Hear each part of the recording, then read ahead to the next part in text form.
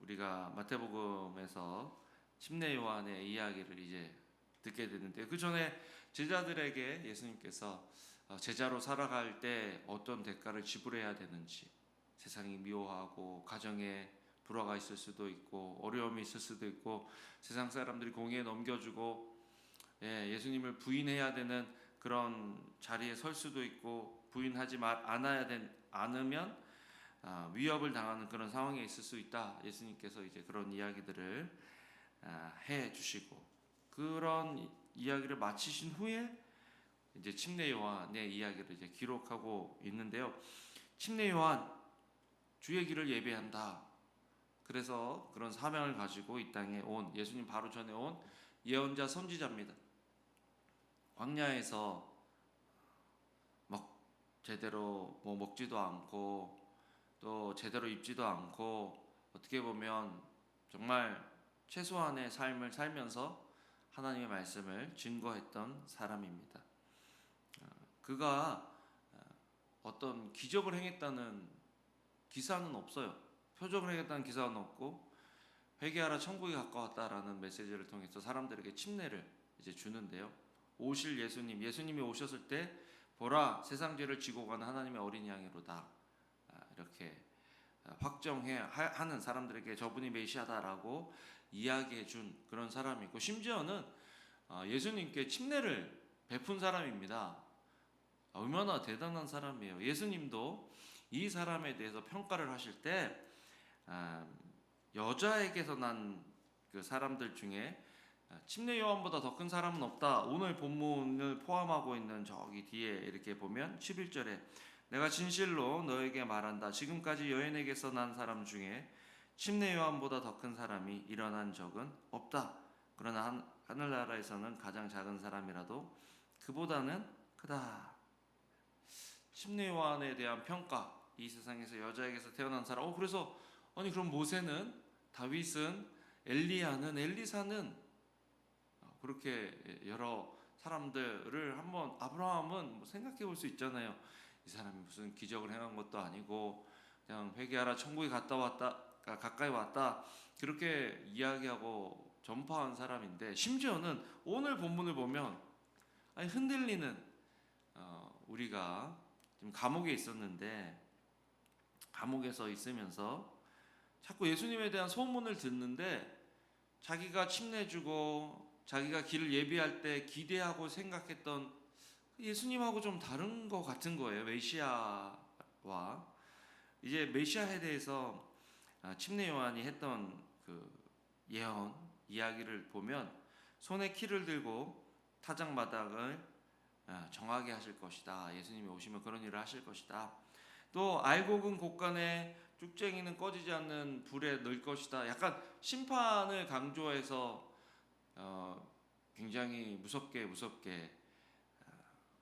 말씀을 선포를 했는데, 와서 듣는 소식은 심판에 대한, 또 악에 대한 정의를 행사하시는 것이 아니라 연약한 사람들, 또 병든 사람들, 소외된 사람들, 이런 사람들에게 치료하시고 회복시키시는 그런 소식들만 들어오니까 침례 요한이 좀 혼란이 왔던 것 같아요.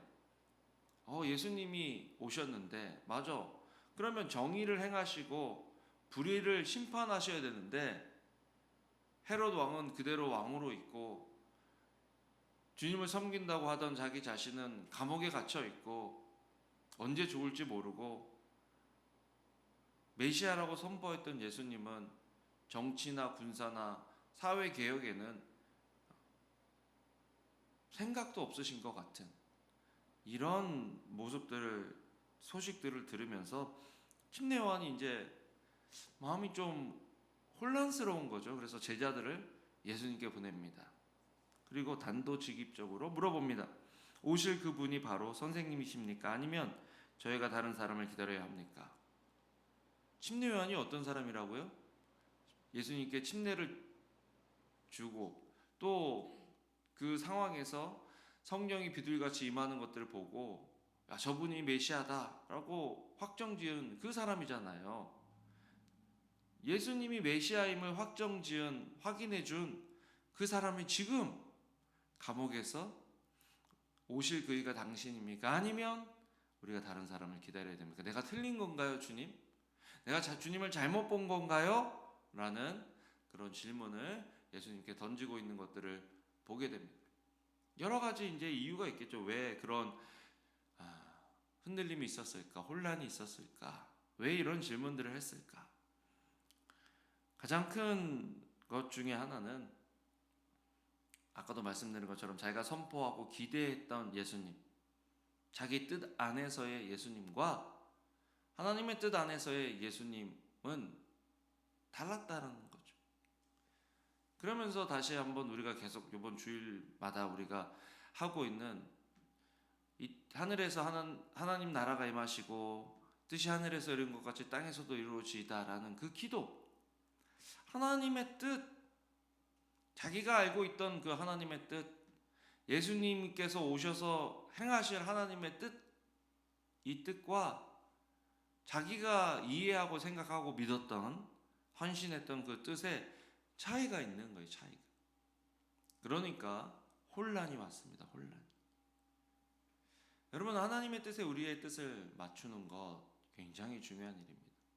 신앙생활하면서 자꾸 우리는 우리 뜻에 하나님의 뜻을 맞추려고 해요. 하나님, 나 이거 지금 이 상황, 이 형편, 이 문제, 이 사람, 그러면서 우리의 뜻을 자꾸 이제 하나님께 말씀드린다는 거죠. 뭐 관계성 속에서 그런 관계도 필요하지만 그것이 주가 되면 안 된다. 핵심이 되면 안 된다. 관계의 핵심은 우리의 뜻이 이루어지는 것이 아니라 하나님의 뜻이 이루어지는 것. 예수님께서 보지 못한 사람들이 보고, 다리를 저는 사람들이 걷고, 나병 환자들이 깨끗해지며 듣지 못한 사람들이 듣고, 죽은 사람들이 살아나고, 가난한 자들에게 복음이 전파된다. 이게 뭐예요? 아직은 심판의 때가 아니라 회복의 때다. 회복의 때다. 회복이 된 후에 심판이 있을 것인데 그것이 하나님의 뜻이다라고 예수님께서 말씀을 해 주시는 것입니다. 이 말을 듣고 침례 요한은 깨달았을까요? 깨달았을 것 같아요. 성경에 기록은 없습니다. 그는 이렇게 있다가 나중에 헤롯 왕에 의해서 목배임을, 참수형을 당합니다. 그때 막 후회하고 안타까웠을까요? 아니었을 것 같아요. 이 말씀을 듣고 내가 생각했던 하나님의 뜻, 메시아는 와서 그냥 세상을 뒤집어 놓고 막 정치력, 군사력으로 사람 개혁을 시키고 정의를 실행하신다라고 생각했는데 그런 심판이 있기 전에 이런 소외된 사람들, 약자들, 병든 사람들을 도와주시러, 회복시키시러 주님이 오셨구나라고 깨달았을 것 같아요. 하나님의 뜻, 하나님의 뜻을 알려면 예수님께 가서, 하나님께 가서 여쭤야 되는 거예요. 침례 요한이 그 마음이 흔들렸을 때 제자들을 예수님께 보냈다 하는 것, 중요한 메시지가 우리에게 됩니다. 여러분, 우리도 여자에게서 난 사람들 중에 가장 큰 자라고 인정을 받던 침례 요한도 지금 그 신앙이 흔들리는 이 판에 그가 보여준 것은 흔들릴 때 누구에게 가야 되느냐? 예수님께 가야 된다. 예수님께. 자기 혼자 고민하고 자기 혼자 생각하고 자기 혼자 상상하고 결정 짓는 것이 아니라 예수님께 가야 되는 거예요. 예수님께. 주님, 제가 지금 이렇게 생각하고 이렇게 믿고 이렇게 확신하고 주님을 따르고 있었는데 이게 지금 맞나요? 기도할 때 그런 기도 주님께 드릴 수 있다라는 거죠. 주님의 뜻이 무엇입니까? 하나님, 이 상황에서 저에게 말씀해 주시는, 저에게 보여주시는 하나님 아버지의 뜻은 무엇입니까? 라고 물어볼 수 있어야 된다. 그게 신앙이다 하는 것을 지금 이 침례 요한의 삶을 통해서 보여주고 있는 것이다. 지금 세상도 이제 점점 예수님에 대해서 증거하고 말을 할 때 어려움이 올 수 있다라는 거. 또 예수님을 믿고 따르면 침례 요한처럼 핍박을 당할 수도 있다는 거. 이거 지금 어떻게 보면 예수님께서 그 전에 제자로 살면 이런 어려움이 있을 것이다, 이런 상황을 만날 것이다라고 했던 그 상황에 침례 요한이 들어가 있는 거예요. 그런데 그 상황에서 침례 요한의 선택은 주님 앞에 나아가는 것. 또 주님은 그 상황에서 침례 요한을 빼주시는 게 아니라, 야, 하나님 아버지 뜻 안에서 사명 우리가 받은 것은 회복이다. 이 땅에서의 회복이다. 심판과 정의는 주님께서 다시 오실 때 이루시는 거죠. 그 안에서 그 일이 있을 때까지 어쩌면 우리도 이 땅에서 정말 회복이 필요한 사람들, 연약한 사람들, 약자들, 이런 사람들을 돕는 일에 헌신해야 한다는 거죠.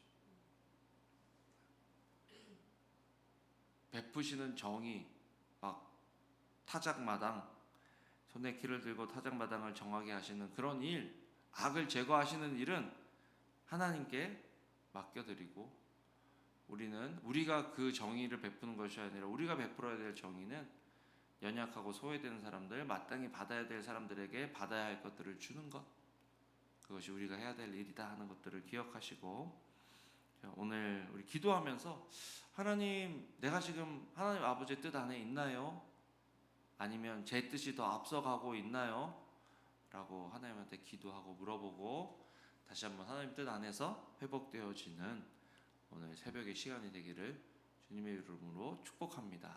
아멘. 기도하겠습니다.